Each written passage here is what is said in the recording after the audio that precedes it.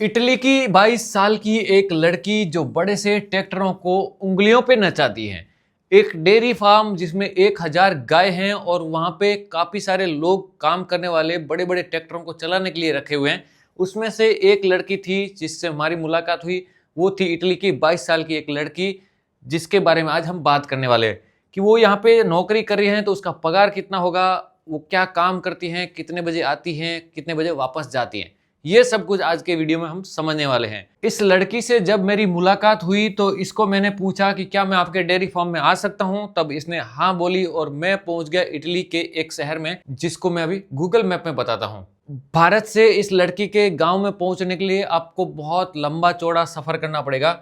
भारत से आपको फ्लाइट से सीधा आपको इटली पहुंचना है। ये करीबन 8 घंटे का सफर होगा। इसके लिए आपको यूरोप का वीजा लेना पड़ेगा या स्पेशली इटली का वीजा लेना पड़ेगा। इटली के मिलान शहर में उतरने के बाद मैंने क्या किया था, मैं इटली के मिलान शहर उतरने के बाद मैं आपको बताता हूँ किधर इस लड़की को ढूंढा, वो बताता हूँ। ये है इटली का मिलान शहर, देख लीजिए। मैं यहाँ पे उतरा। यहाँ पे उतरने के बाद बहुत सारे यूरोप के देशों में घुमा, लेकिन फिर मैं पहुंचा इटली के पार्मा सिटी में। यहाँ पे ये लड़की इस जगह पे काम करती है जहां पे मैं अभी आपको दिखाने वाला हूं।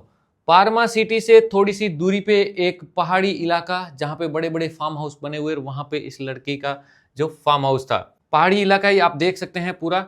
और यहीं पे कहीं पे इस सिटी से कोई 20-25 किलोमीटर दूर एक गांव जहां पे ये लड़की कहीं पे रहती है। अब वो प्रॉपर मुझे गांव का नाम पता नहीं चल रहा, लेकिन मुझे इस सिटी से ही इस लड़की ने पिक कर लिया था, गाड़ी में मुझे यहाँ पे ले गई थी। अब मैं आपको चलता हूँ वापस इस फार्म के अंदर लिए हुए, ताकि आपको समझ में आएगा कि हम लोग क्या बताने जा रहे हैं। तो ये लड़की है जिसका नाम है कोस्टांजा, और कोस्टांजा ने मुझे इन खूबसूरत हरे भरे पेड़ों के बीच में और इस हरे भरे खेतों के बीच में घुमाया था, जिसपे ये खुद ट्रैक्टर चलाती हैं। इन ढलान वाले जगह पे आपको मैं दिखा रहा हूँ पीछे, ये जितने भी है ना, ये सब जगह पे ट्रैक्टर कोस्टांजा चलाती हैं। अब यहाँ पे ट्रैक्टर चलाने का क्या मतलब है, क्या करते हैं ट्रैक्टर से? ट्रैक्टर से ये लोग गायों को घास डालते हैं। ये जो बड़े बड़े बंडल दिख रहे हैं ना, इनका वजन करीबन करीबन 400 से 500 किलो हो सकता है। तो ये बड़े से ट्रैक्टर के अंदर 2 आगे की तरफ सींग जैसे होते हैं, उसमें ये उठा करके ये एक बड़े से और ट्रैक्टर ट्रॉली के अंदर डालते हैं, जिससे ये इस घास को काट करके पूरा चारा बना देते हैं और फिर इसको दूसरे ट्रैक्टर से गायों को डालते हैं।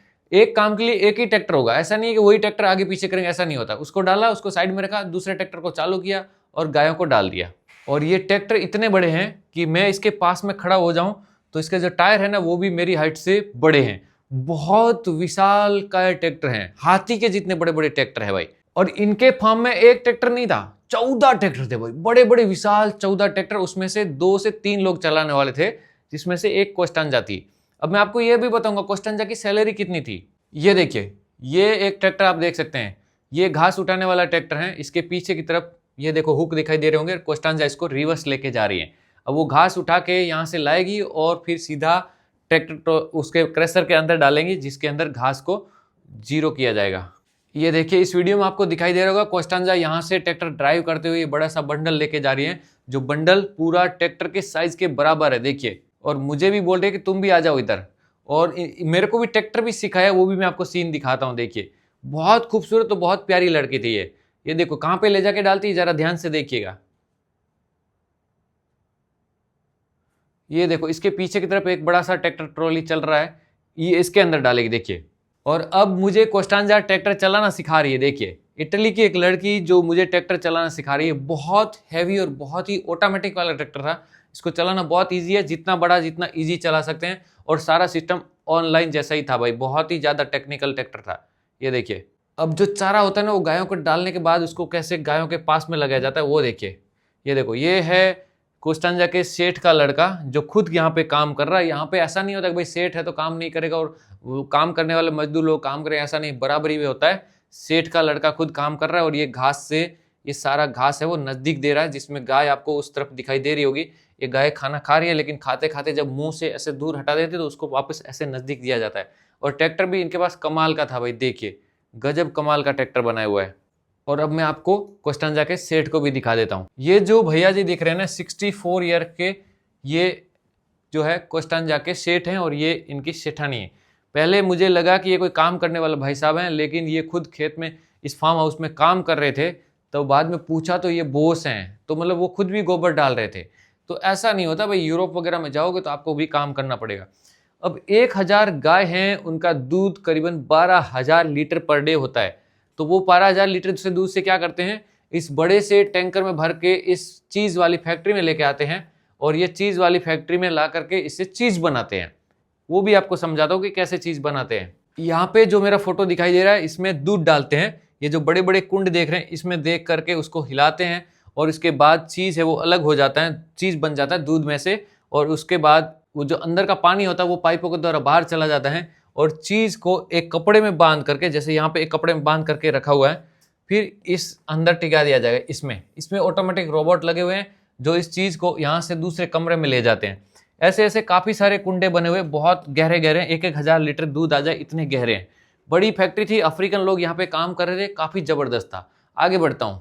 फिर जो कपड़े में चीज भर के लाते हैं उसको इस बड़े से फर्मे के अंदर रखा जाता है। आप देख सकते हैं लाइन सर सारे, और ये कुछ अफ्रीकन वर्कर हैं जो यहाँ पे काम कर रहे हैं। ये देखिए, ये इस फर्मे के अंदर 3 दिन के आसपास रखा जाएगा, जिसके बाद ये काफी ठोस हो जाएगा।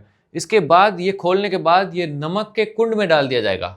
नमक के कुंड में डालने के बाद ये जब 6-7 दिन तक नमक में रहेगा तो पूरा नमकीन जैसा हो जाएगा और इसके बाद इसको एक बड़े से स्टोरेज में इसको रख दिया जाएगा। और यहाँ पे करीबन 12 महीने भी रखते हैं और 20 साल भी रख सकते हैं। जिससे ज़्यादा जितना पुराना होगा उससे उतनी ज़्यादा उसकी इनकम होती है, उसके ज़्यादा प्राइस होती है। तो ये देखो यहाँ पे कोस्टंजा मुझे दिखा रही है कि कितने बड़े बड़े गोडाउन्स हैं जहाँ पे ये चीज़ रखे हुए हैं, तो इससे इनकी इनकम होती है। ये देखिए इनसाइड का एक वीडियो है, देखो इसके ऊपर तारीख भी लिखी रहती है कि कितना पुराना है।